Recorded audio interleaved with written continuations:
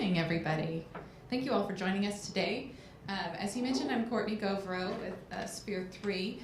We're going to focus today on hospital mobile device strategy. We have a pretty simple agenda. We're going to talk about smartphones in the clinical environment and just give you an overview on that. And we're really going to go through two different types of stories, but as you'll find out as we go along, because of the breadth of all the information that we could present on, we're going to focus on one of the stories today. Thank you this morning to our sponsor, Critical Alerts, for hosting us here today. They are also recording this, so it will be available online, and you can get it from there. Critical Alerts is a nurse call platform, and it's a computer-based nurse call platform. We'll talk a little bit about that, but not too much because we're going to stick pretty vendor neutral in this presentation. When we look at smartphones, we look at why they matter in the clinical environment. And I've noticed something very special in my hospitals. I see the same reasoning for clinical business case and use for most products that you're buying. So patient experience is a hot button topic. So when you're looking for things that give you a return on investment, so what they see and perceive about their care. So if your nurse walks into the room and she pulls out a pager or she pulls out a 900 megahertz phone, what does that say to your patient population versus if they pull out a smartphone like they're used to seeing on a regular basis? Smartphones also change the speed at which you receive care.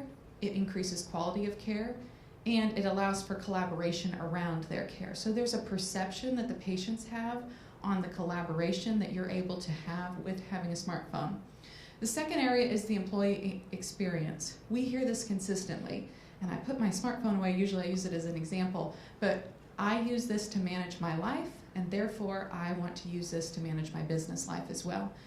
This helps with employee retention. I have heard when we deploy smartphones, and we've deployed smartphones all over the country, I have heard nurses say, well, I heard such and such hospital was getting a smartphone. I heard so-and-so got a smartphone. And those are a big deal to the nursing staff, and so it really plays into employee satisfaction and enables them to have collaboration. The final area from why we see smartphones matter in the healthcare environment is really a dollar and cents perspective. What can I do in a mobile situation? How can I speed care, which speeds exit from the hospital? How can I also provide value to my patients? So this slide came about actually from when I went to work with one of my CNOs. I call them all my CNOs. When I work with a hospital, I kind of adopt them into my life. And I sat down with her, and she was very overwhelmed by looking at this smartphone and saying, I can do so much with this. How are we ever going to figure out what we're going to do with this? What am I going to do, and how am I going to plan this? And I said, calm down. It's very simple. You need to focus on three things. And everything you do with this smartphone should really go into these three categories. And the three categories is communication, documentation, and notification. So if I'm a nurse, those are the three categories to very simply start building a mobile device strategy for my nurses, because information is infused into all of those applications. So information should be pulled in and used, and they should enable collaboration.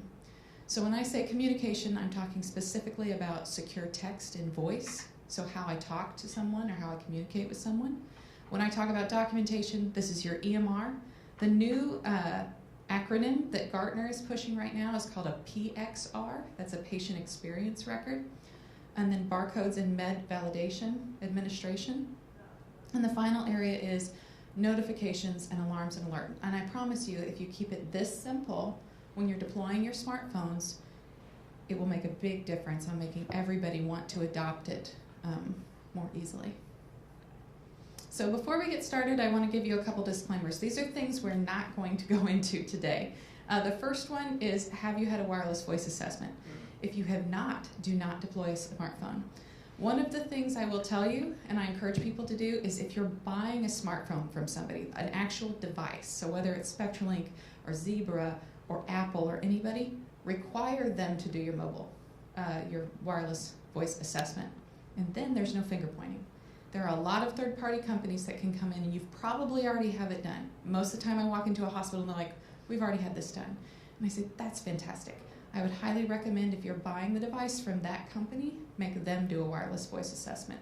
And then when you're deploying, if there's an issue, you say, oh, it's your issue, and they have to deal with it themselves.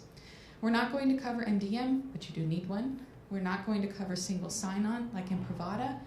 It's amazing, you should take a look at it, but we're not going to cover that today. And we're not going to go into documentation or PXR really today as well. If you're an Epic user, you're going to use Rover.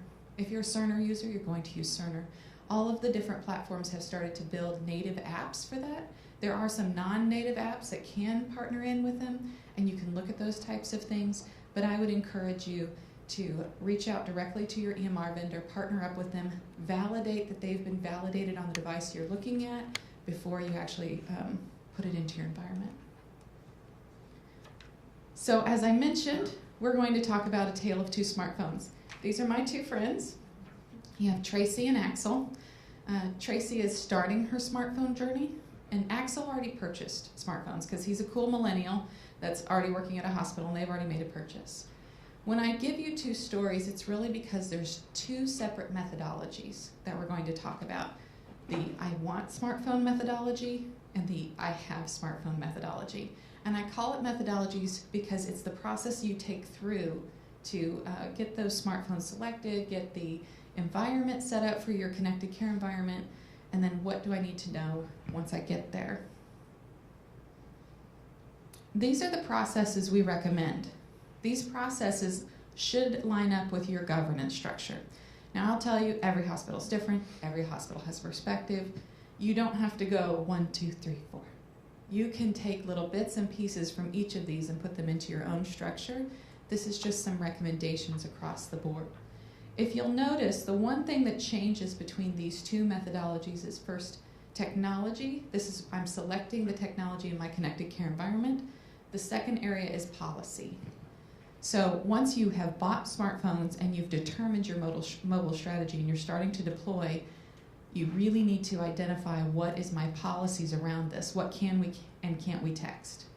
So it seems like common sense. I had a CNO tell me, this is just common sense. And I said, I know it's common sense. Please write it down. And please allow us, when we're deploying your smartphones, to tell your users what is the standard that you say is okay. What is okay from you to text? What pictures are okay to text and take with your phone? You know, the smartphone SpectraLink, the new one that's come out, has this cool camera that no matter where you hold it, up or down, it adjusts the measurement in it. And so you don't have to worry about if I've held it at 2 inches or 4 inches, it's going to make the picture the same. Is that okay with you to take that picture? Is it okay with it to be put in the med record? Those are the kind of things that you need to think about as you go along. The second part of policy is looking at what are your nursing professional standards. So if I receive an alarm on my phone, if I receive a telemetry alarm, if I receive a nurse call alarm, is it okay to send a text message about that? So we're not going to go into very far of we have smartphones today. We're going to focus on we want smartphones because I think this is much more of the topic that people that I'm talking to are looking for right now. Are there any questions so far? I didn't stop soon enough to ask. No? So when I talk about process, technology, people, and measurement, I want to point something out. I talk about from a consulting perspective, a lot of times I say people, process, technology, and we talk about it in that way. People's in everything. The aspect of interviewing and talking to people is in everything. So when I talk about process or current state analysis, we're talking to people. When we talk about technology, we're talking about people, the things they're using. When we talk about people as a step in our methodology, it's how do we gain buy-in from those people before we deploy. And then measurement is, of course, how we're measuring them. Oops, wrong direction. There we go. So first step in the process is how. Now you guys have a couple of handouts that we're going to go through here in a minute, but this is just getting things written down. One of the things I tell my hospitals is before you call a vendor, you should know how your hospital functions. You should go through the process steps and document everything effectively. You should know your workflows, you should know how people communicate with one another, and you should own that before they walk in the door. Because you need to set the vision for your mobile strategy in the hospital and not allow a vendor to set the vision for your mobile strategy. They're just a device. They're just a thing. And it's important to buy a great thing, but the device and the thing should not establish how your clinical workflow works. Process is all about getting on the scale. So Stanci and I were joking around and telling these stories when we started working through this presentation. And I have 4 boys, 2 of which are biological. The first boy was fantastic. I lost weight the entire pregnancy. I left that hospital 9 pounds lighter than when I got in the door. He was a 9-pound baby, and I was like, this is fantastic.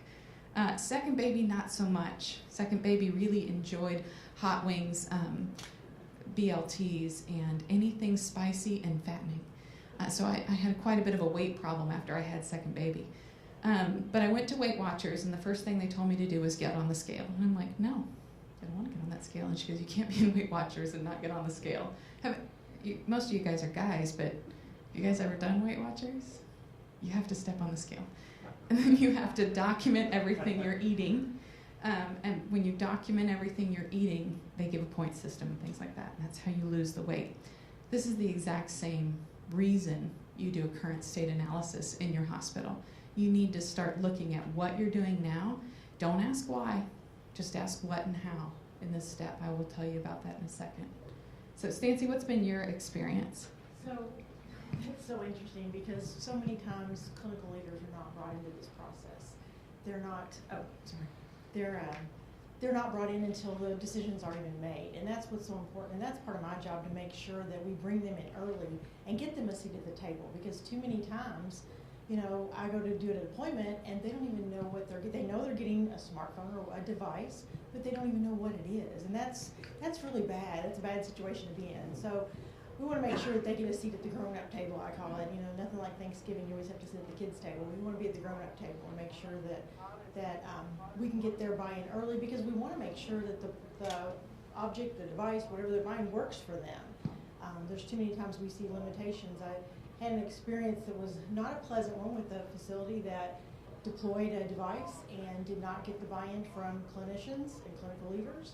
And they used a device and it did not work out, didn't meet their criteria that they needed. So nurses actually were putting them in drawers. They weren't using them. They were smartphones, but there were some limitations.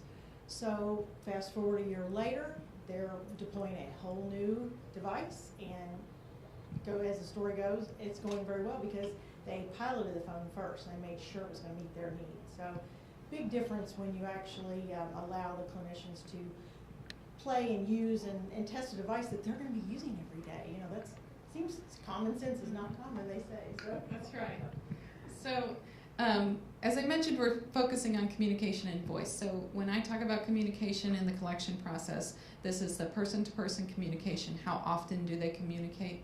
Asking how they reach one another. And I would encourage you to write this down. If they're hollering down the hallway, go ahead and write it down on the process, because it's important that you see the change after you go live. And do your employees currently use a wireless phone? A little tip, because I've deployed hundreds of smartphones at this point. They think they're getting voicemail the moment they get a smartphone. If they are not getting voicemail, then you need to point that out. I know it seems like a little thing, but you would not believe how many people ask me, well, where's my voicemail? And you're like, well, you don't get voicemail, or I don't know, because we weren't told. So that is a key. It was a very interesting deployment when we went through that at one of our hospitals.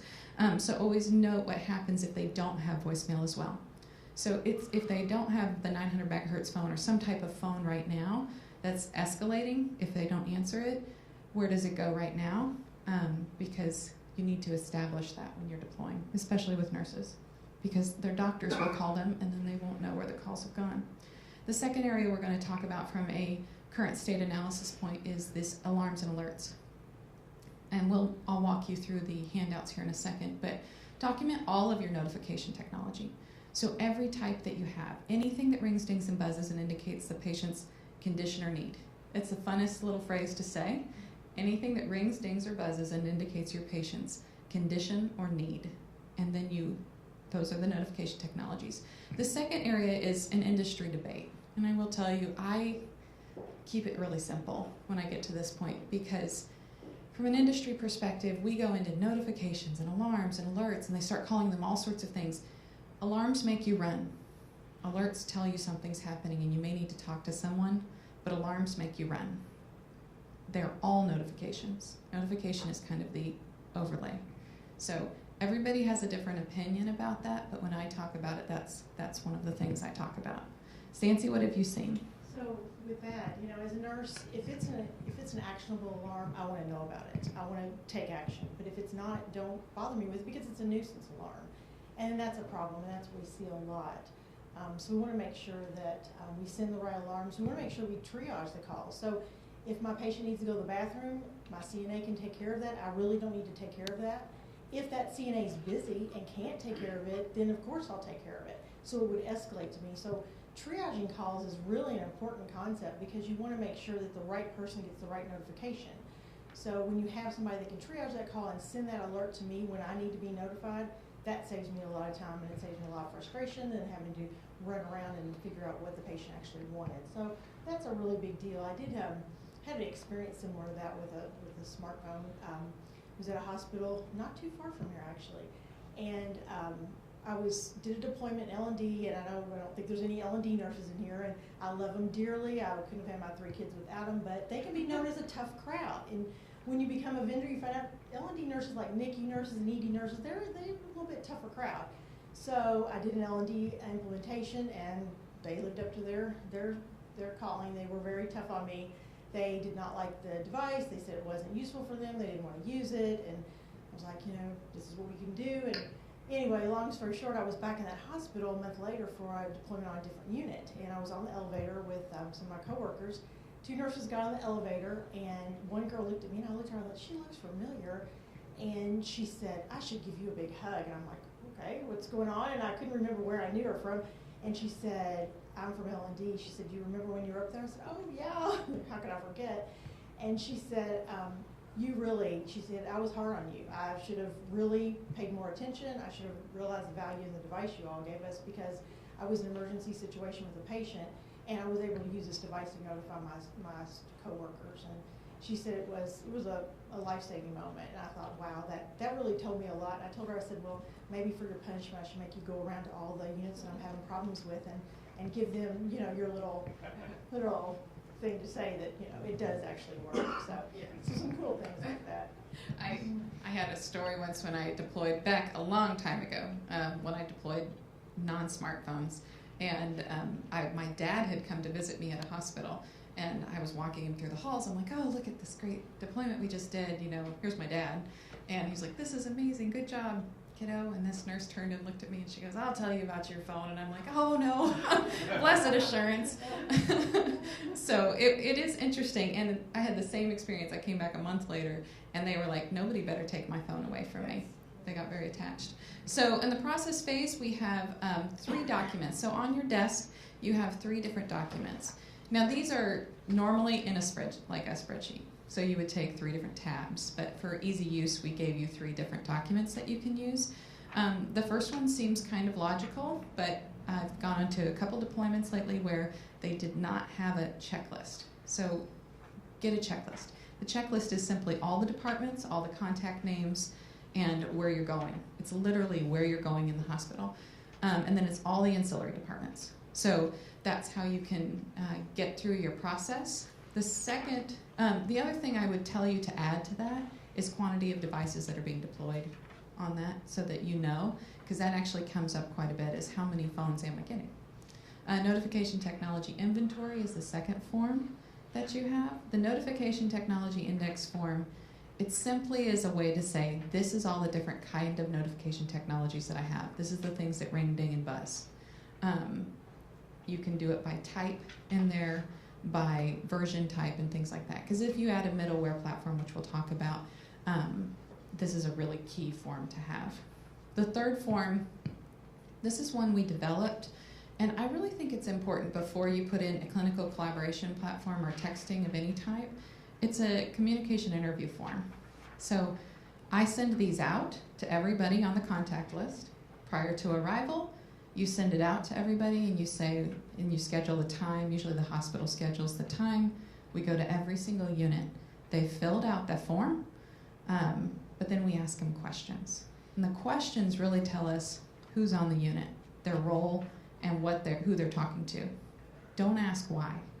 That's one of my habits, because I want to fix the process. I want to make the process more effective. At this point, we're just writing down what they're doing right now. Don't get around what they're doing right now and try to fix it, or think you're going to fix it. I always think I'm going to fix it. It may not be the actual fix of the time. So I really encourage you to take a look at that interview document. That came after we had worked with a hospital that had a bad deployment and a bad experience. And so we were called in to help, and when we came in to help, we did this whole process with them, and it really works. It really gets everybody on the same page. It gets everybody excited about what's going to happen, and it gets their feedbacks heard before you make a selection. And that's a big deal. So they're telling you what they're doing, and you're hearing that, and then you're making decisions on technology, you're making decisions on process, etc. Are there any questions on those forms? You can really adjust them to however you want. I do encourage them to be in a Excel with the tabs at the bottom. It puts everything together except for the interview form. You'll end up with a lot. The final thing that's not a form that's in here is an alarm escalation design. So remember, this is exactly what they're doing now. And I like this process. A lot of people use different processes, and it's okay, but I like to look at it this way visually. So this is the type of alarm. This is the notification, who it's going to. This is the escalation and the time frame of the escalation.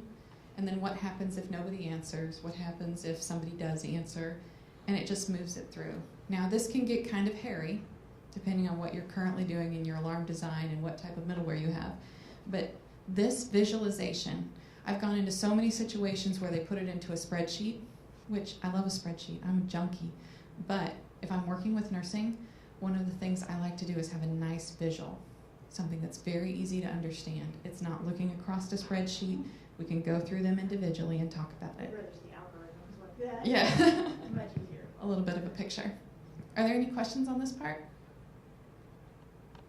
Process is pretty straightforward. It's the current state. So now we're into the, oops, I hit my button too far. Now we're into the technology. This is the what is currently available. This is where you're really starting to scope out your vision. So, and you'll have to, some of you guys are technology people in this room. This is how I like to approach things from a connected care environment. So when I say connected care environment, this is what I mean. I'm talking about anything that influences how I do my job as a nurse. So anything that rings, dings, and buzzes and indicates condition or need, and I translate it. So I don't say nurse call, I say need. I don't say telemetry, I say condition. I don't say RTLS, I say location and engagement. I don't talk about safety, that's a bed for a bed exit alarm or something along those lines. This is what defines the real-time health environment, real-time health system environment that Gartner talks about, the connected care environment. And so this is what technologies enable you to go that direction. Has anybody started to implement these types of things at their hospital? Yeah. So the goal of this is to get to a simple strategy. I've seen strategies that are pages and pages and pages long. If I'm talking to a whole lot of people, one of the things I like to do is just have something very simple I can lay out in front of them. Notification, communication, documentation with phases. So this is the end goal that we're going to get to.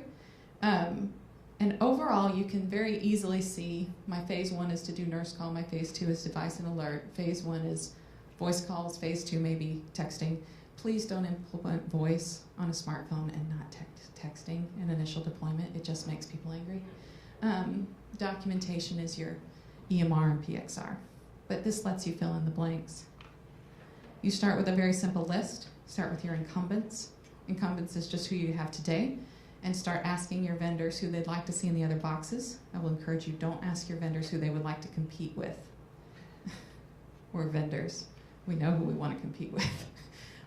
Ask them who they want to integrate with, who they want to work with in the other boxes. I also ask you to ask if you're with Gartner or Class or one of the other ones, to ask them who they want to see in the boxes, and that helps you to kind of figure out where you're going. And this is a very oversimplified list, but it's a visual way that you can walk through everything. Because the goal is to develop, that was a close call, the goal is to develop 3 options that you can put in front of nursing.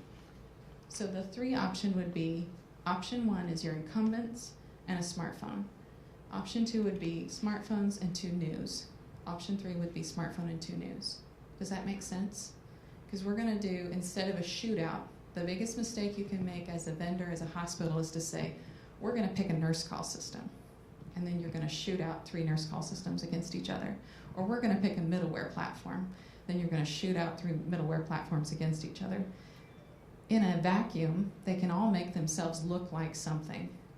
You need to make them work as a team, because they're going to work as a team once you go live in the hospital. Does that make sense? So this is the goal, the end goal of what we're going to work to.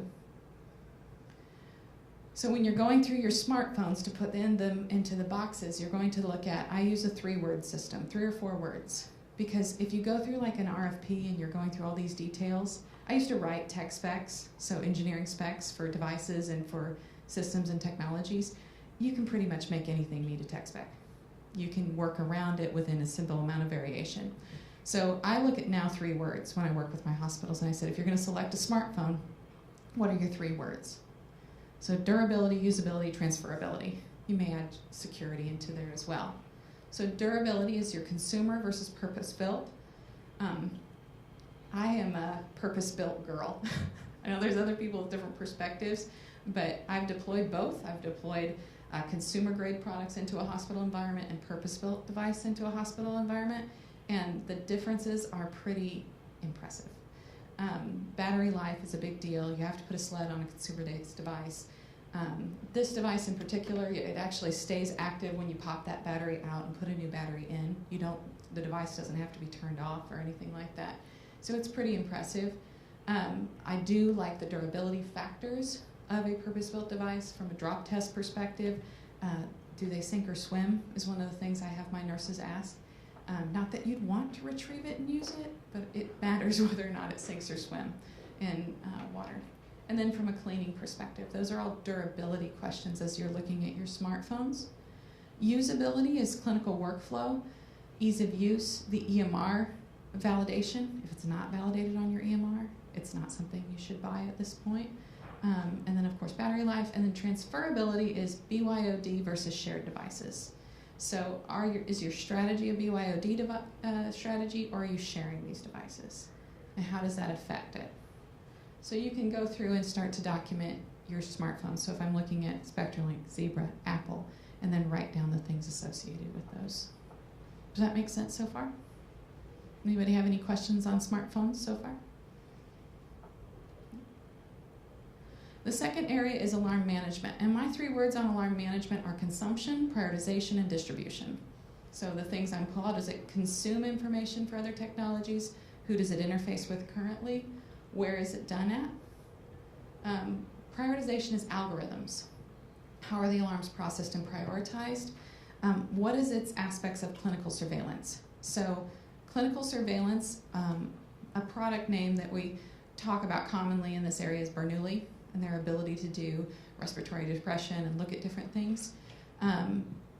Old school, when you talked about alarm management, it was the traffic cop and the translator. So it's the UN. Information comes in one language, it goes out in one language. It's so much more now, because the prioritization of the alarms has to be one of your first questions. If they can't, what we call stutter step, if they can't skip over something when an alarm comes in, then you want to be careful on what you're picking. Distribution, who have they integrated with for endpoints, and do they have a built-in CCNC platform? So when I say that is, who have they integrated with, and I would make them show you that for endpoints. So some of the middleware platforms have their own endpoint that's built for them. They also have their own purpose-built clinical communication and collaboration platform, which we'll talk about in a sec. Those are really important questions. If you look at this picture, this is one of my favorite pictures. One of the VPs of Gartner and I sat at HIMSS one year and sketched this on a napkin. And it's become one of my talking points. So this is the future of patient communications. Alarm management is in the middle. Internet of Things we're going to talk about. IPC is your interactive patient care platform, so your TV platforms in your hospitals, RTLS, and then clinical collaboration tools. And then what the picture is showing you is how do you pull all the data together to enable clinical knowing in real time. But this is one of my favorite pictures. Barry Runyon, VP at Gartner, and I actually drew that out together. Are there any questions on middleware, alarm management? I know a few of you have alarm management platforms and work in alarm management quite a bit. So the next area is clinical communication and collaboration. There's a Gartner paper on this one that I would encourage you to look up. There's a market guide. There are a lot of different ways to look at clinical communication and collaboration, your smartphone platform. So this is your voice, alarm, and text. So when I mentioned earlier, remember I said communication is one box and notification is one box? You can blend those two boxes together within a platform. These are your mobile heartbeats, your volts, those types of platforms. The big difference is finding out, do I want alarms and alerts and text in my platform, or do I want alarms and alerts and text and voice in my platform? And does that matter to me? And those are really important questions that you walk through as a hospital. Does it matter that they have to step out and use a different voice platform, a Jabber or whoever they have? Or is it okay to have everything in one platform? Because what you're actually buying with these is very interesting, because they're not processing the alarm. The alarm is processed in middleware. This is really the directory. That's what you're buying with these, is how the directory works, how it functions, how do I find my people, how do I work through it. I highly encourage you, when I showed you those 3 models, to have at least one of them have a clinical communication and collaboration platform, and one of them do a different way. So one of them do voice separate than text and alarms, if that makes sense. Because that way your nurses will get to experience that, because it is a very different thing when you deploy and they've seen it in little pockets but not seen it all together. It's a very different thing when they figure out they've got to pop around to different apps on their phone to look at telemetry alarms or look at whatever. It's very challenging. I would say unsafe, which is kind of bold if you're in my role as a consultant, because you got to be friends with everybody, but at the same time you have to be pretty direct and say, that's an unsafe environment to deploy in your hospital. Kourtney, what percentage of hospitals are deploying voice to nurse call versus just messaging to nurse call? Most, hardly any. Do you mean decentralizing the nurse call? No, in other words, being able to call back into the room, for example. Oh, I would say most. Most. Yeah, they don't just send an alert out. It depends on the design. There's a lot of design modeling with that, especially around nurse call. And one of the things I didn't mention is I grew up nurse call. My friends here at Critical Alerts that brought me in, they know this, but I grew up nurse call. My dad started to sell nurse call when I think I was 6. And I started working at that company when I was 12. I could program a system when I was 13. I went through, he didn't want to pay for babysitting one summer, so he put me in a programmer class. And then he put me in the sales training class. And my job was to clean the demo, and I had an RTLS system in a dollhouse, and it was the most fun thing. So if you ever have seen the old Tracer demo, I had that as a child.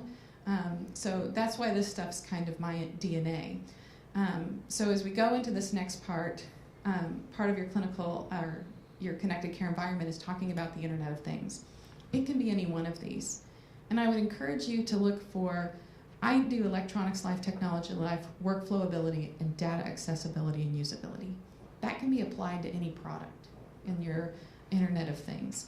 And I will say, most of these vendors don't like to be called Internet of Things. They like to be special. And they like to be special in your world. And they are special and important. But they're part of this giant group of electronics-based products that are screwed into the wall at your hospital, and they have purpose, but they really need to be evaluated in this way. So electronics life is the physical hardware and its lifespan. So it's really just looking at what's screwed in the wall. Technology life is the software and what it offers visually. Workflow ability is the system's overall ability to integrate with other platforms.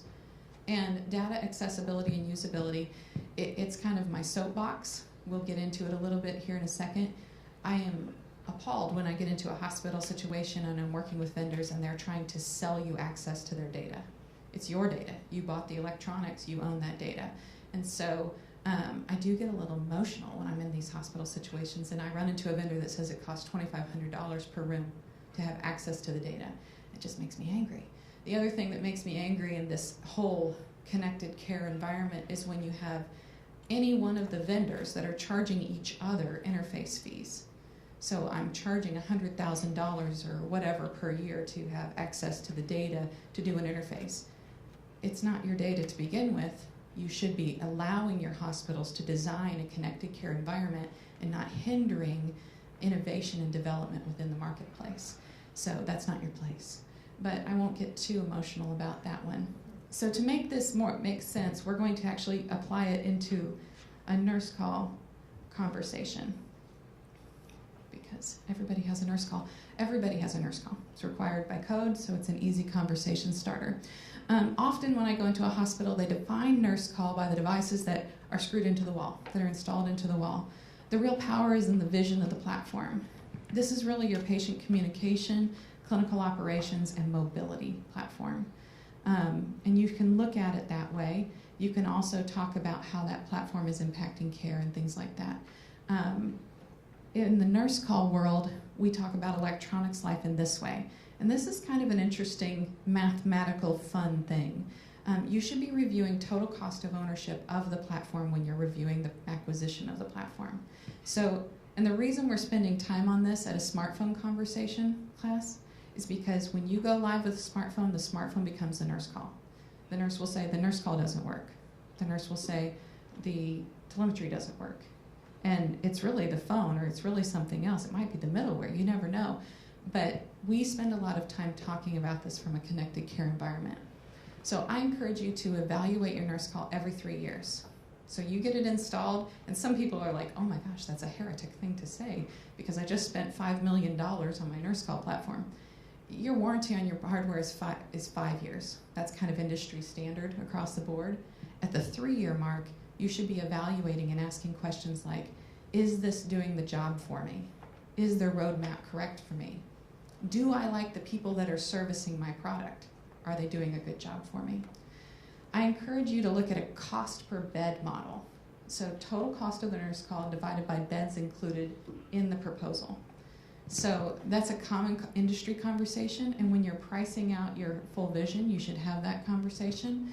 The cost of ownership is different, and this is a fun one. Total cost divided by 5 years times 1.25. That means that the total cost of your platform divided by 5 years and add 25% a year. Why am I adding 25% a year? SMAs, service contracts, maintenance agreements, a nurse runs the bed into the wall station. I mean, you're going to have 25% a year, easily. I've done all the modeling on pricing out service contracts and things like that, how the vendors do it. This is a good model for you to budget with. So those are the things you want to do when you're looking at total cost of ownership for your nurse call. You need to look at your SMA, what are they charging you, and what should they be charging you? Because really, the maintenance contract associated with it, an annual test, I'll tell you, if you're not doing 100%, you're doing yourself a disservice, because as they upgrade the software in your platform, it affects how the platform works. And then I always consider, this is my metric, 1/8 of an FTE plus equipment. So when I'm thinking through my cost of ownership, that's how I get to my 25% number. So I would encourage you on Electronics Life to evaluate your platforms for what a nurse call does. It calls out of the room to a nurse, and that's the base use of your nurse call, and evaluate it over that. Are there questions on that? I really like math, so when we get into math conversations, I kind of Technology Life is really looking at the definition of the platform. Is their definition of technology hardware-centric or software-centric? This is a big question in the industry. What you see on the screen here is a mobile workflow station that Critical Alerts has. Now, specifically, they've asked me not to talk about their product, but I am going to talk about their product a little bit because I've grown up putting nurse call systems in, designing nurse calls across the country, and this is real innovation. So if you're buying a product that screws onto the wall, that does workflow, and then you're reprogramming it and looking at what it does, think about the mobility and what the actual workflow is. So I'm sitting at the desk as a nurse, and a patient's family member comes out to me and says something that their family member needs, and it's not something that I can just get up and go get. If I can pull my smartphone out or pull it on the screen and hit a button and automate a workflow, isn't that more effective than me getting up and walking to the room and pushing a button on the wall? Think of the workflow associated with what your nurses are doing and how can that be used on the smartphone. So what is your mobility strategy around it? Does the technology vision for the nurse call product align with your mobility strategy? And what is the serviceability? A hardware-centric vendor is always going to sell you on the need to buy more hardware for your room. A software-centric vendor, someone that's really focused on workflow, is going to focus on how I can enable things like your smartphone to be used in multiple capacities at your hospital. One thing on this too that's very interesting is we have to think about how not only your staff will use it, but how ancillary areas use these devices. So if it's on the wall, obviously pharmacy can't use it. So my great example is customers always come up with the coolest ideas and they bring them back to us and we share them with everybody, which is really great. But we had a hospital that their pharmacy was having trouble getting weights on patients and they needed that for the medications. So what we did was they had this on a web app. The pharmacist would get on the web, look it up, put in the workflow to weigh the patient. It would be sent to the phone or the device of the CNA. She'd weigh the patient, put in the EMR, and then he would have his information. So it's other areas that can use these devices too, and when it's mobile like this, it makes it really easy, or web-based, it makes it really easy to be able to do. The final area is workflow ability, and remember when I was showing you all the different platforms, this is really about integration and flexibility. So how does your call-out vendor play in the same sandbox with others? Do they fight to be core? Do they fight to be the central source of truth for everything? Or do they fight to be identifying the best methodology for you? Do they use industry standards for integration, or do they focus you into their method? The last area is the data accessibility and usability. So what does it cost to access your nurse call data? Is there a fee per bed? Is there a fee for their software? Is there a fee for access? There's a difference between manipulation of the data or showing it into a dashboard and what you're paying for that data. Is their data structured in a way that you can build your reports? You should be leveraging your clinical informatics team to do this type of thing. Is their data real-time or is it delayed? I will tell you most cloud-based platforms are delayed at least 1 hour. So when we go into a hospital and we teach strategies on using real-time data, you can't use a lot of the platforms that are out there from a BI tool or something like that because they're delayed 2 to 3 hours. So how am I supposed to impact clinical workflow, impact things in real time for my patient if it's delayed? Is their data enterprise analytic, and is their structure limiting? So some of the enterprise analytics that are out there limits you to a single product. So do I have to have the same hardware in every single room to get an enterprise analytic view of my data? That's limiting to you as a hospital. You should be able to roll up multiple platforms. I will caution you, every vendor has their vision, every vendor has their friends, and every vendor has their methods. You just need to define yours. So you've done a workflow analysis, you've defined current state, you've looked at the technology that's available, and you just need to define how they're going to play in your sandbox, because the goal is to give people 3 options to look at, and then allow the nursing staff to make the decision. So how are we doing on time? You know, when I do children's ministry at church, I make everybody stand and wiggle until they giggle.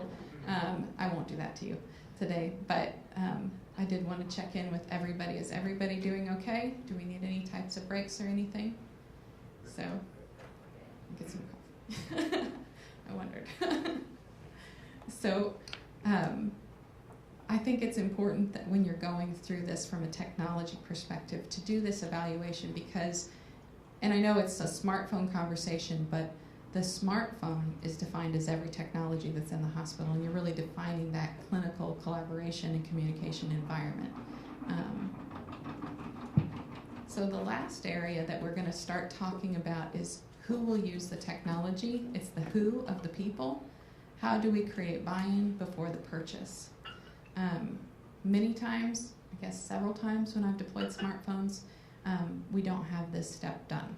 So we show up and the nurses are unaware that they're getting a new product or that what's going to be on a product, and there's been some lack in communication along the way. And so we've really worked with our hospitals that we partner up with from the beginning to say, what's our communication strategy out to the nursing staff and how are we going to make this very effective?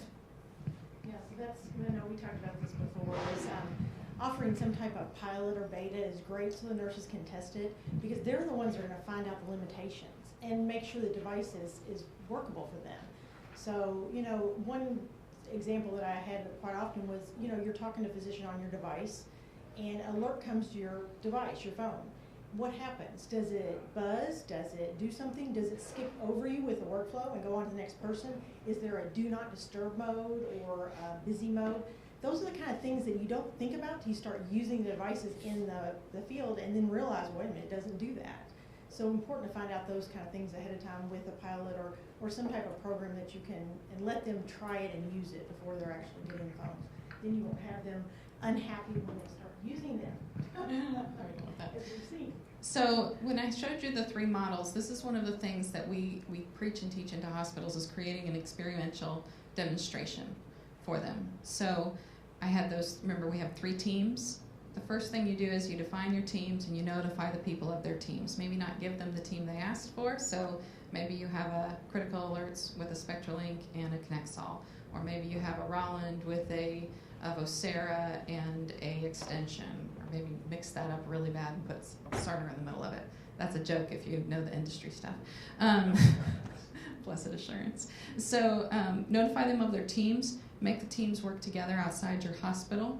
The teams have 1 day to set up in your test lab, and then they have to demonstrate to the steering committee, because you've given them all the parameters of how they will set up the system, because the last thing you want is for a vendor to sit in there and sell additional features that you're not planning to buy, because the nursing staff or whoever will see the feature and then they'll be upset that they didn't get the feature. The teams demo for a week and you collect feedback. Has anyone ever done this type of experiential demos before? Yes, but I have a question about this. So at this point, you've settled on who your team is. So is this like an official, we're going with this group of people? Not yet? Nope. Okay. What you've done is you've gotten to 3 different options. So you've gone through your evaluation, and through that evaluation you've picked 3 different vendors in each category. So maybe it's the same smartphone, but it could be 3 different smartphones. It's your incumbent nurse call, so whatever's installed in your hospital, and if you have an existing middleware, it's whatever's installed in your hospital. Option 2 is either the same smartphone or a different smartphone, and then you put a different nurse call and a different middleware. And then option 3 is the same way. A traditional shootout would be, I've got 3 different nurse calls all lined up in a room, and they're all just demoing the heck out of their specific product.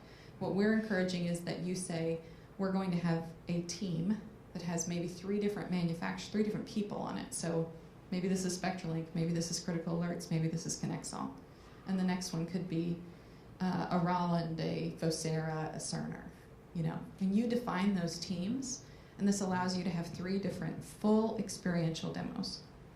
So the tricky thing is, different companies sell different products through, and so they'll want to define the team their way. You define the team for them based on what you've done in your research. And then you have them come in for a week and do an experiential demo. And so my nurses come in and they actually are going to run alarm scenarios. You can call it a dress rehearsal, which you would normally do before a deployment, but you can call it a dress rehearsal, and you can make them do specific scenarios, because what you want is for your nurse to have to answer a call light. You want to have to make her or him see a telemetry alarm or send a text message, or maybe they're using their Rover app or whatever they're using, and actually get that straight feedback. I do encourage you to put a clinical communication and collaboration platform on at least one. Show them the difference between having those separate and together. Another thing that I forgot to mention, but it's, I think, really important, I would go back into this, and before I tell my nurses, I would give a common pricing method. So remember I showed you the pricing method for specifically nurse call? Apply the same standards to the others. Don't do it by device, do it by bed.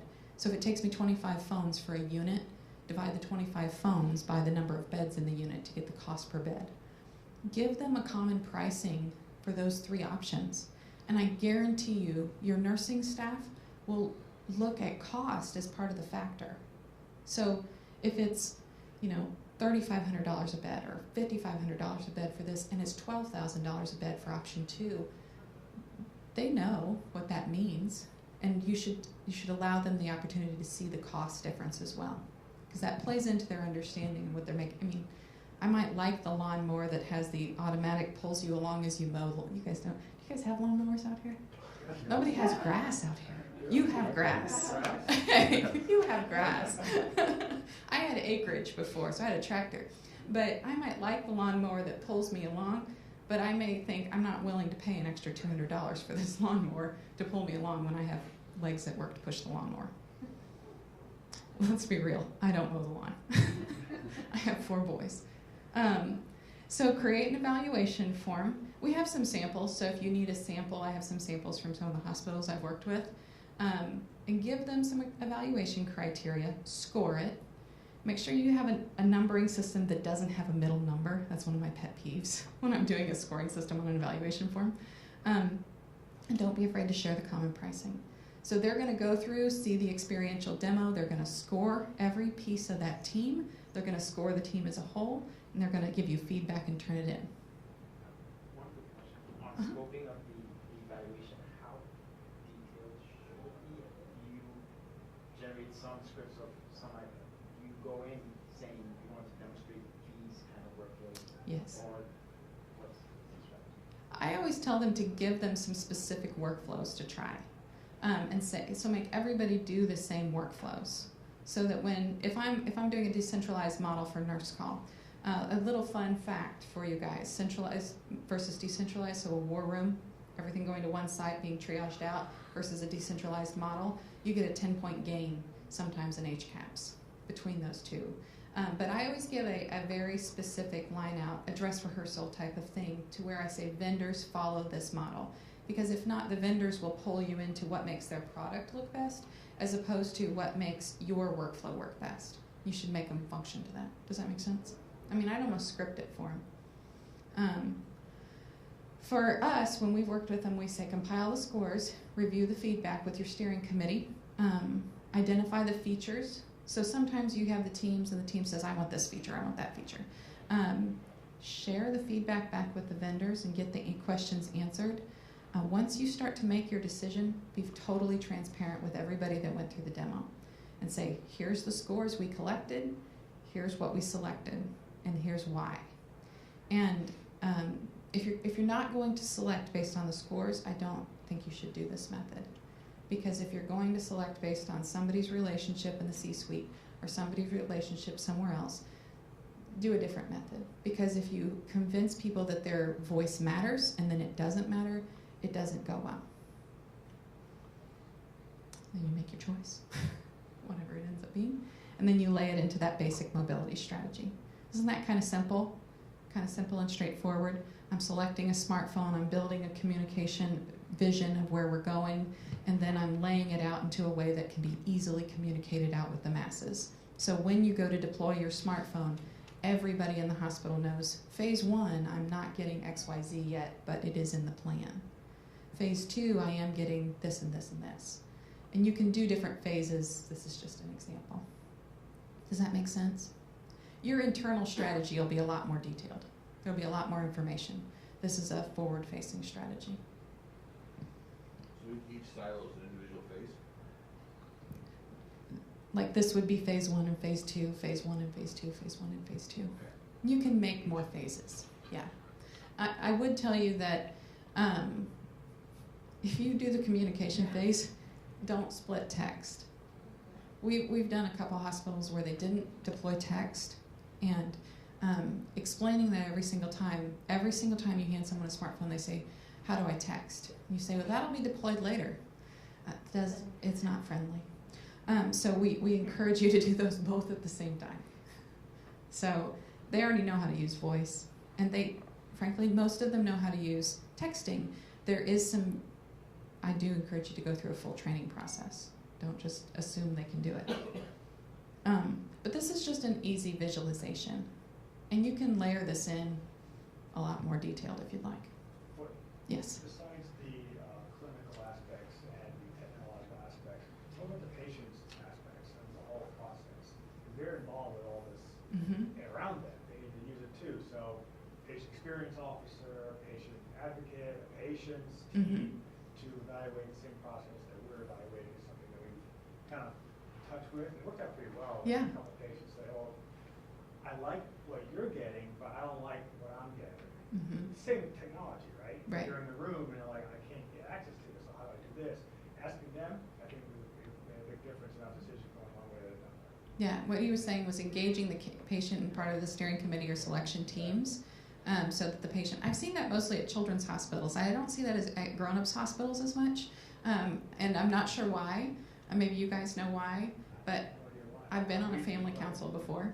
Yeah, I want to hear everybody's.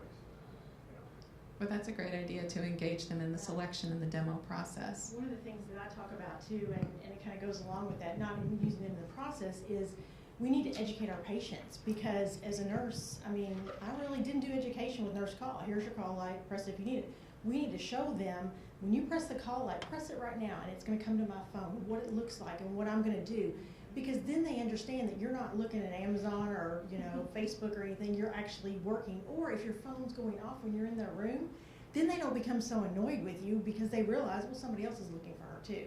So it's really important to, and we have with a lot of the projects I've done, we've had them include that patient orientation in with the nurse call deployment and with device deployment so that they can include the patient, help them understand. It's really important how it affects the patients. That was a great point, Dr. Al. So are there any other questions on that middle section? We kind of blasted through it. One thing, I'm sorry. You're good. In our institution, our network, the physicians predominantly want to have the BYOD. Mm-hmm. The nurses predominantly don't want to have the BYOD. You need to get me a phone if I want to do this. Mm-hmm. How has that translated to your practice? Ordinance and things like that. I don't. Costs, I guess. Costs and stuff. That was one of the things we were talking about. There isn't a great strategy that I've heard on reimbursement and stuff like that for the doctors having to use their own device. One of the interesting things that has come out with the new smartphones, like the Diversity's the new smartphone out by SpectraLink, they actually have a in-hospital and they have a mobile plan on that purpose-built device. So you can give your doctors a second smartphone. And that is one of the things I've noticed with my docs that I've worked with at hospitals. They're always carrying 2 smartphones. It's like they always have their personal and they have a second one. And so there's ways to do it that way. I don't encourage a BYOD strategy with clinicians because I think that would get a little challenging with how to manage, you have to have a smartphone, you have to have this app on it and things like that. The MDM does allow you to do a lot more flexibility things because you can delete things off other people's phones and so forth. But I do think some of the newer technologies that are coming out with the purpose-built device are going to allow you that type of flexibility to have it either use in the hospital or use outside of the hospital on a mobile plan as a Sprint or a Verizon or whatever you want on it as well. So does that kind of answer? Right. We've paralleled the handoff from shift with the handoff of device. Exactly. So that synchronize those two for the nurses. At least they don't feel like they have to pay for services on the phone or whatever. It's we take care of it for you. You use the device to take care of the patient. Exactly. Yes. And like I said, I am totally biased on purpose-built because I've deployed both. I've watched what the consumer grade products look like after a week-long deployment, and I've actually looked at the cost of those. Recycling is what I call them, and maybe there's some type of plan that they have with their provider that gets them to where they're not costing that much money, but these aren't cheap to put a smartphone into your hospital. You want something that's not going to break, and if it drops and it gets liquid on it, not necessarily swimming. You guys, if you're not a nurse, nurses know what I mean when I say swimming. That's a funny story. When I worked at a hospital one time, they made a joke. They used to call me the call light girl. And they made a joke, and they had a phone sitting in a baggie with a pair of gloves stapled to it. And they said, "This is for you to fix." And I'm like, "Yeah, it's not going to be fixed." Thank you. So I do agree. I think you really have to think through that part of evaluating the phone. And I would let the nurses in that 3, I'd pick a consumer grade, and I'd say drop the phone. Drop the phone as many times as you want to through this demo process and see what it does. And then drop the other people's phone too. At a high, somebody tall, do it. So in the final area we're going to walk through is measurement. Like I said, I'm a data person, and I talk mostly in real-time analytics. So my product and my background is how do you apply data into a real-time situation for a nurse to to provide them with situational awareness and give them data into a workflow. We found that dashboards do nothing. I'm not going to take the time to go to a dashboard. I don't have time to go to a dashboard. So we work it into workflows they're already doing, like rounding, or like patient experience rounding. Everybody's doing a leadership round. What if I could see all of my call light data and analytics right in that moment? Because I'm going to be in the room anyway. Can I use that to make real-time decisions on staffing and things like that? So as I mentioned before, we see a common thing of why smartphones matter, and a lot of times we see measurements back to these areas. I would encourage you, one of the things that a couple of my hospitals have come up is you peg something and says this is something we're focused on to reduce with this new technology deployment. And then a year later or 6 months later when they're doing the secondary measurement, they look at that and they say, well, we did these 6 different initiatives, so we can't really tie it to that. Allow it to be tied to something. You are always going to do multiple initiatives. So allow it to be tied back to your technology and say this was a direct result of that. Does that make sense to everybody? Have you all been through that where you write the business case and at the end of the year, you're like, well, it was these 6 different things we did. So identify your key metric area. So you're getting your current state analysis. I need my current state metrics. So what are my satisfaction metrics? What are my safety metrics? And what are my workload metrics? Baseline current state analysis. I've not put any new technology in place. You should be able to pull this information. If you can't pull this information, then question your incumbent pretty hard, because they should be able to pull this information for you. Remember what I said? Your data should be free. You should own it. I have a question. Kind of what I'm writing question.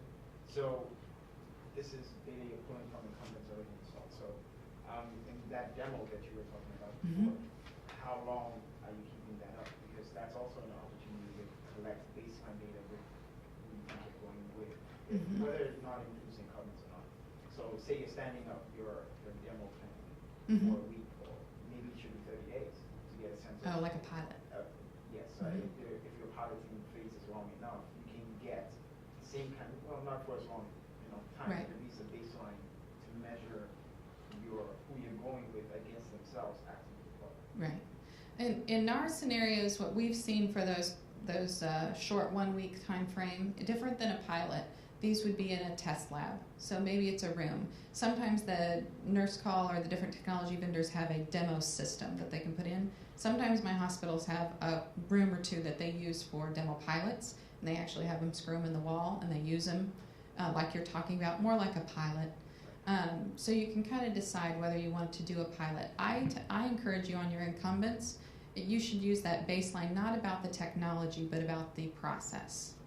So the baseline data you're collecting right now it should be compared back to that current state analysis. So in the current state, before I've made any adjustments to workflow, this is the data and analytics I'm collecting from that current state. Because even though it might hurt the ears of some of the vendors in the room, a nurse call is a nurse call. If I change my nurse call out, I should be getting, at the very minimum, the same as my current state. But I should be seeing better improvements because we're adjusting workflow and adding in smartphones and adding in middlewares and things like that. So your current state vendor, so whoever's installed in your hospital, should be able to pull data out of their system for you and should be able to provide you with some of this stuff. If they can't, you can call me and ask me a question anytime you want, and I can tell you usually where to look and find it. But if they can't, then that should be a concern.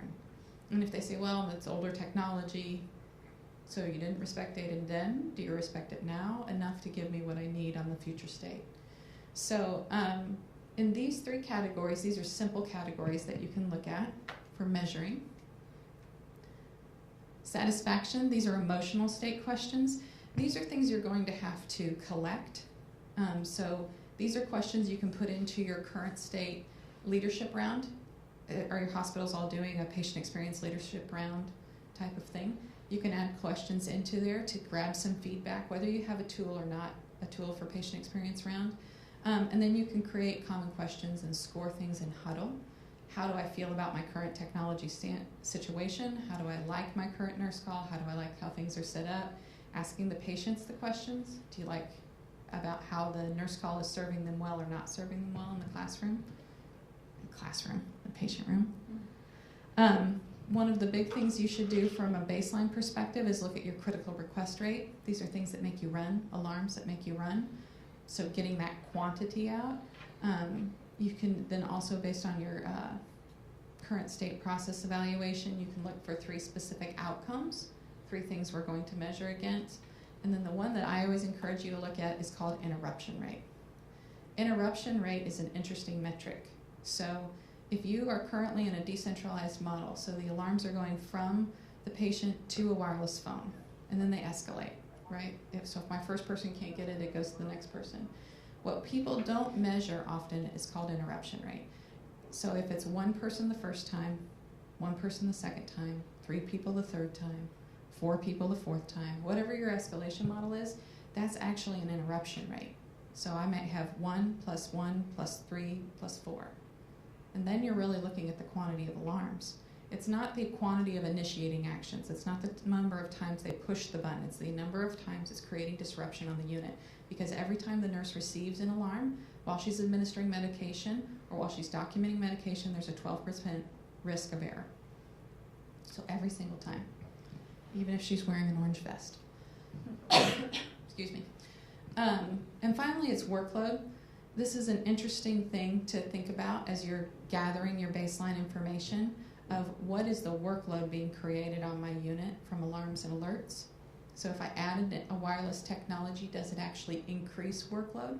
Because I'm decentralizing that alarm. All right, I got a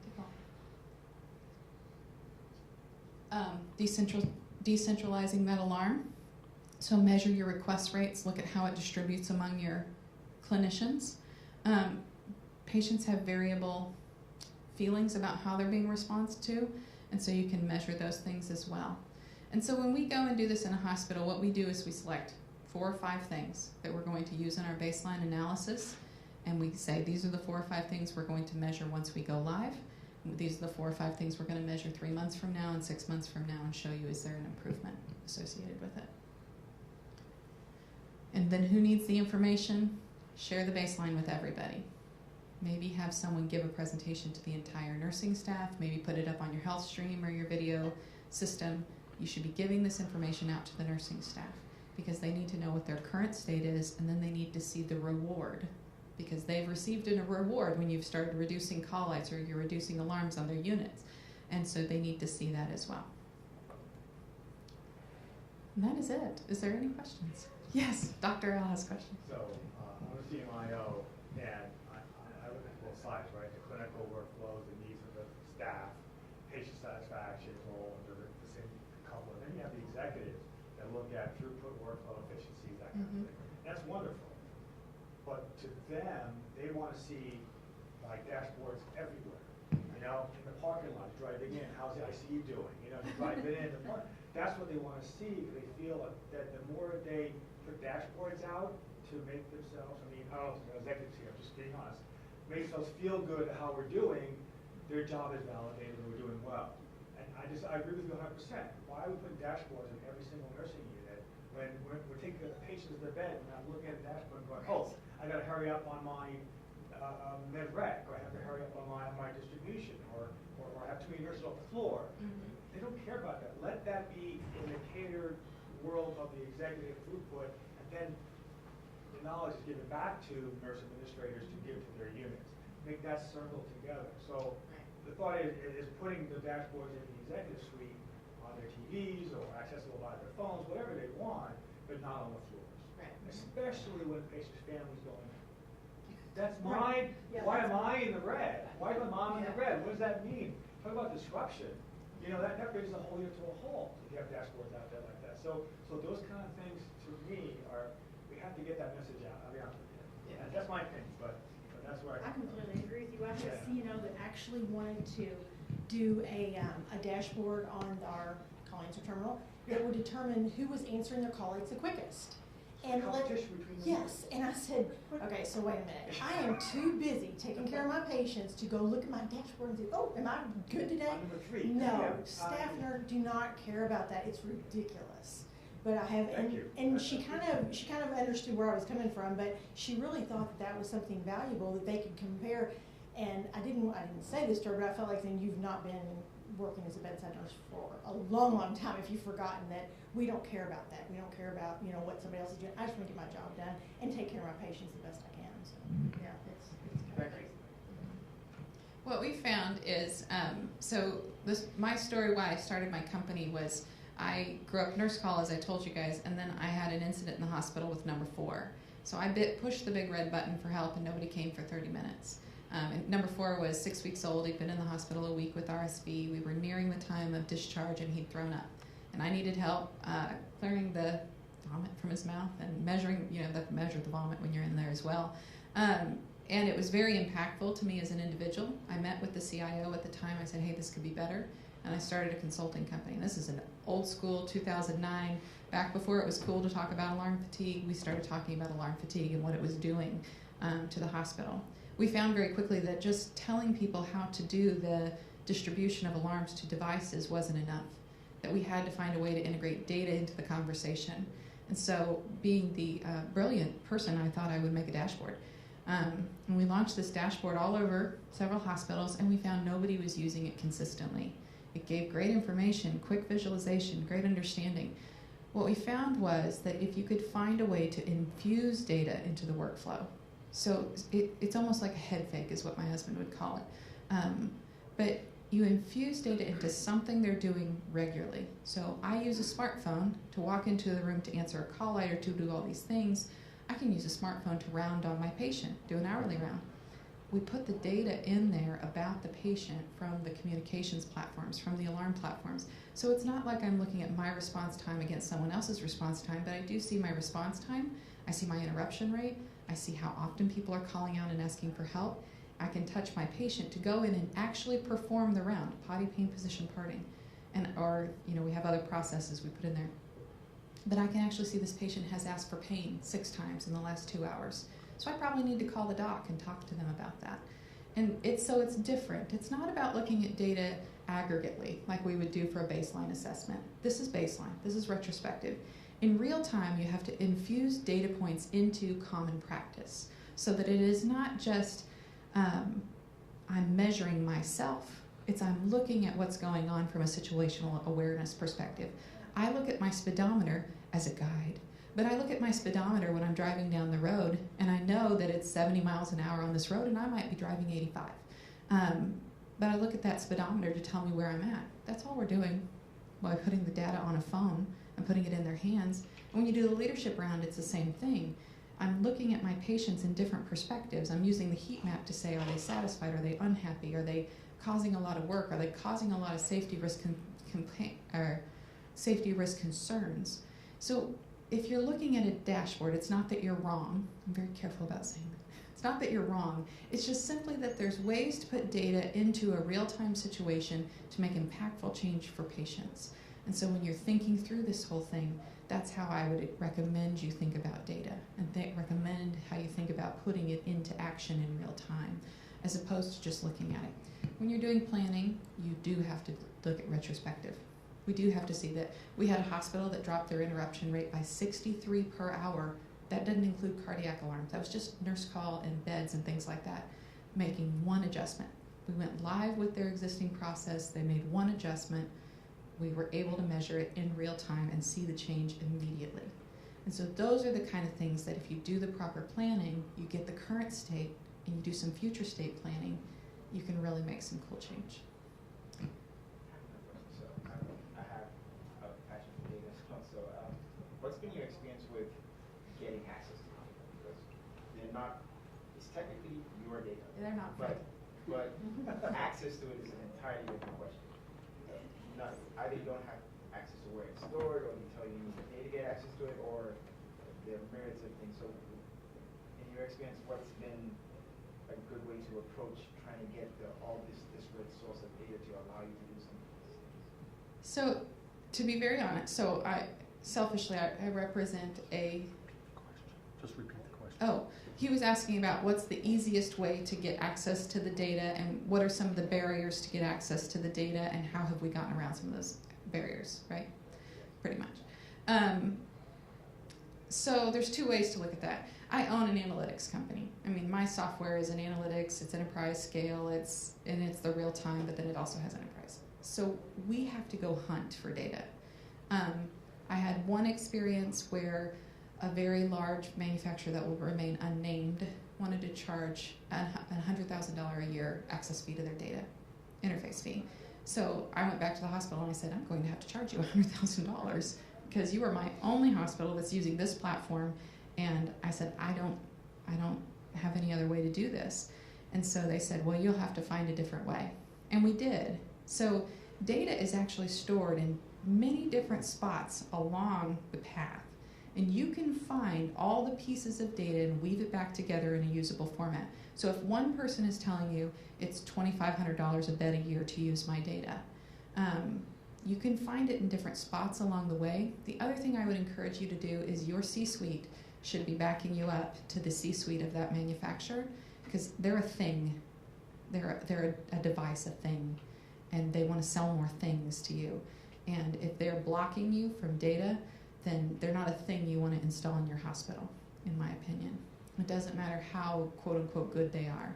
Drive them down to their simplest form of functionality. Nurse call is, I push, what does code say I have to do? Drive them to the simplest form of functionality, and then you go back to them and say, if you want to sell more things in my hospital, then you will comply with my data standards as a hospital, and you will encourage that. And I would back up, if you're bringing in a third party, maybe it's Tableau, maybe it's somebody else, maybe it's me, back up your vendor. So if I'm going in to work with a different vendor and they're like, well, we're encrypted and they're not on our network, they can't do this, back your vendor up and say, nope, this is who we've selected. This is who we want you to work with. And everybody will get in line. If they really care about patients, they will get in line with your data needs, because it doesn't really matter whether or not they like another company.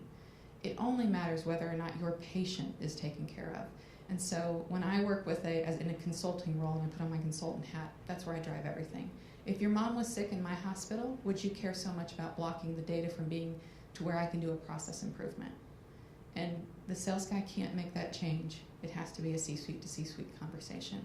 And you can't push it. They don't own you. I think it's kind of interesting how this all goes down. They don't own you. You can just go back and have that discussion. And they can waive fees, they can do the interfaces and the partnerships and things like that. So I hope that answers your question. I would encourage you, and you can ask me specifically later or tell me your tech mix, and there may be an easy way to get to the data you're looking for that's outside of what you think. The last site I did, it was way outside of what everybody thought. We got way outside the box, and we got really incredible data, and it wasn't anywhere that anyone was plucking before. So, Dr. Al, have you had that experience where you've had to fight a vendor? Fight all the time. With my hair over that. But what we sometimes you can do is you have an interface. You can do a hub and a fork. So a fork it off the hub, and that way you have a local on-prem process that you've already established. You want to keep, have them flow the data to you simultaneously. That way they get what they want, network does their thing. But you can then cook the books, let's say, with your Tableau and disperse that information immediately, rather than having it go someplace else. Right. That's a very practical way of doing it. So you're always fighting, always get the data, so you don't have to rely on corporate at days to get the reports or whatever. Just build it on your own, The fork is a good method. If they can do a fork and split off a piece of data directly to you or to the hospital, I ask them to go to the hospital's hub, and then I get it out of the hospital's hub a lot of times too. So, great. Any other questions? Early on, you were talking about the importance of having a wireless assessment. Mm-hmm. Can you speak to that a little bit more? Like, is it vendor specific? Is it just generally you do one wireless assessment and work for all wireless devices? It's a good question. Yeah. Because the vendors want to say, we can do it. Yeah. For their own device. Yes. No. But they'll guarantee that coverage will work for anything else in the hospital. So you just wasted your money. Mm-hmm. You want to have it one time for everything in your entire facility. That's the way we run it. I'd agree with that, except on the voice side, I would push back. Even if you've done your own voice assessment, I would tell the vendor before they put their device in your space, you do a wireless assessment with your people, and then when we go live, and if it does not work, then you're responsible for it. Because I have watched a consumer grade product that went live at a hospital, and it did not work well with the APIs, and so there was a lot of infighting, and that's just no fun. Nobody wants infighting. I really like it. I mean, every hospital has their wireless assessment, but on voice specifically, they may have one done by their current state vendor, but I would say make that phone vendor do it and then hold them accountable to it. Makes things easier as you go along. You know what, in these processes I've learned is, the first sentence I say in any meeting is that healthcare is a business, and we're going to view the healthcare and the data from that perspective. It isn't evaluating you, it's evaluating your business and our contract with you as a clinician, a physician, a nurse, whatever, to support patient care in the hospital. So, we're no longer friends, this is a business. So we're not here to evaluate you, we're evaluating the care you give to the patient. Right. And that's what this advice will do, and help to they decrease the delta of waste that is a human factor and improve it by technology. But I really appreciate you guys' time today and coming out, and appreciate the opportunity to come to New York again. It's always fun. So thank you very much.